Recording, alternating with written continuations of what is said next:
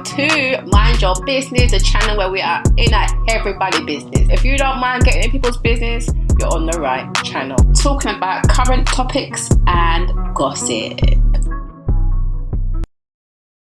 Well, my goodness, you've got Bambi who seems like she's properly stressed out, and Karlie Redd out here trying to get her spice moves on and needs to do a little bit of tuning up first, maybe. While going to support my inclusive crew, let's talk about Love and Hip Hop Atlanta. So I pick up from last week where Renni was not well. So because she's sick and because she has some issues with her kidneys, they took her to go to the hospital. We then see Zell shopping for jewellery for Saucy Santana, talking about their relationship and, you know, him moving from LA to Atlanta. I can see that Zell's all loved up, and to me he seems like he's more into Saucy than maybe Saucy's into him. Next we see Erica Banks, and she's meeting with lawyers because she's realised that she's still in her contract with 1501. So she was looking to try and, you know, get out of it, trying to find ways to get out of it. She meets with lawyers and they're basically saying that, you know, if she wants to go down a legal route, then legislation could take up to 4 years. So that could basically put a hold on her career. So she might want to look at other options. And Chaotic's there, and he's basically saying, yeah, he thinks that she should do mediation, which, you know, makes sense. Next we see Bambi, and Bambi is talking about how stressed she's been going through divorce and having people come at her. She feels like she's being bullied, and it's just a lot of mess at the moment around her, so she's a bit stressed out. And then she's talking about how Mama D has done a diss track on her. I'm like, what do you mean? It's what the hell? Would I miss this in the blogs, or is this for the show? Because I don't think I saw this, but there was a couple lines that I definitely heard that I'm like, Mama D, you need to get out of the studio with this nonsense. What's going on? Anyway, next we see Karlie Redd, and she's at the studio practicing, or she's at a rehearsal place practicing. She invites Amy to come along and asks Amy to basically get on the record that she had with Erica Banks. And she tells her about the mix-up with her and Erica Banks, and how Erica don't want to do the song no more because she's, you know, she don't like her man. So Amy's cool with it. She's down. She's like, well, you know, she's got her own problems going on with her mum not liking her man. So yeah, she's down for it, and she's happy to jump on the track. We then go back to Belize with Spice and them, and Renni's feeling better. It's nothing to do with her kidneys, so she was cleared on that. And they're at Spice's performance. She's about to go out on stage, and she's getting the girls to come out on stage as well, so they're all excited. So she's doing her thing, you know. Spice, she's a good performer, so Spice is doing her thing out there. Big crowd out there, and then ladies go out there and dance up themselves as well. I said, all right, ladies, get you all wild up on. I see them. So yeah, that was good to see. It was a nice little cute moment, a nice little bonding moment, so they all like they had fun. Then we switched to Jessica White. She's doing rehearsals as well, but where she's rehearsing, she's doing some sort of dance, and she's doing a track with that producer, Bangladesh.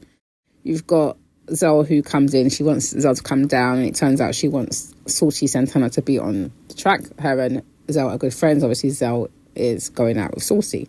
So he's obviously a bit like, well, doesn't like mix business with pleasure, but he's going to ask just because she's, you know, a friend. So of course they're sitting there chatting a little bit, you know, he's, you know, sharing about Saucy and, you know, whether they've met the family and all that kind of stuff.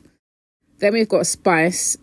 She's having dinner with the girls. It's the last night, and they're talking about, you know, their growth, their healing, and Renni's sharing that, you know, feel like she's got better insight on her feelings, and Spice is sharing that she feels like she needs to like let go of the petty stuff, and she's worked really hard to get where she is. So she doesn't understand why she's so triggered. Renni was really sweet, and she like bigged up Spice's performance and was saying like, you know, she really enjoyed supporting her and they really had a good time. Sierra brings up Eric, and she kind of was just not here for it. She's just like, Eric again. But apparently he was out seeing with some girls or whatever. So, you know, she's back to moving on. Renni asks Sierra, you know, because everyone's in this healing growth situation, like, is she going to try and fix things with Bambi? And because, you know, her and Sierra were very close, but Sierra said she ain't ready to do that yet. Then she kind of asks Renni if she's going to apologise to Erica Banks. And Renni was just like, nope, I ain't apologising. Everyone was like, that was fast. Like, oh my gosh. But she was saying that she's open to having a talk and looking at solutions. So I thought, okay, well, that's good. That's a positive step in the right direction.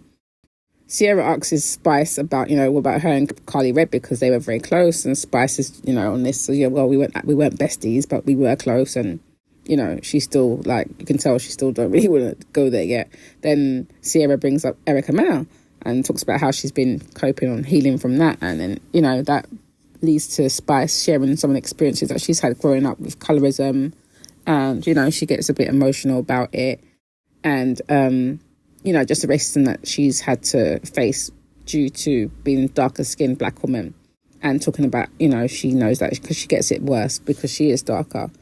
And she says that she's cut, I recommend she's just done, she's cut her off, and, you know, it kind of was a bit triggering for her.